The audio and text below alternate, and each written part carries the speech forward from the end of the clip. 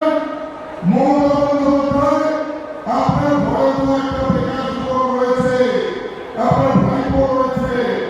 আগে কালীঘাটের মোড়ে আপনার ভাইপোকে দিয়ে একটা চপ ঘুগনির দোকান দেওয়া হবে, তারপরে বাংলার যুবকের আপনার সামনে করতে আসবে।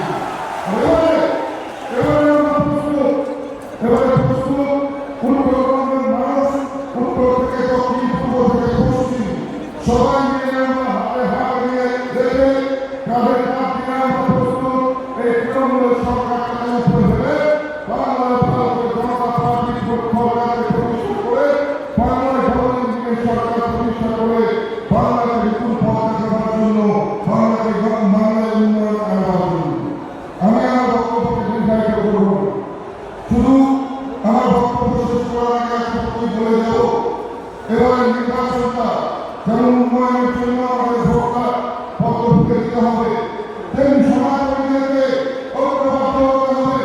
এইবারের লড়াইটা হিন্দুদের হোমল্যান্ড বাঁচানোর লড়াই, এইবারের লড়াইটা সমাজকর্মীদের ঐক্যকে দেখানোর লড়াই।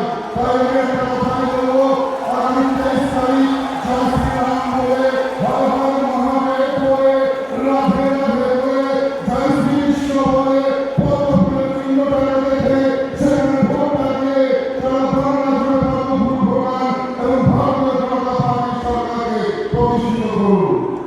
আজকে আমাদের অনেক বক্তা রয়েছে, আমি আমার বক্তব্য দীর্ঘায়িত করব না।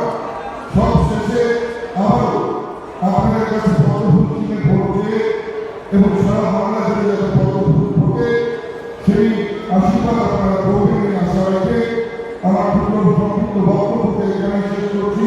জয় হিন্দ, বন্দে মাতরম, ভারত মাতা কি, ভারত মাতা কি, হিন্দু হিন্দু, হিন্দু হিন্দু, হিন্দু।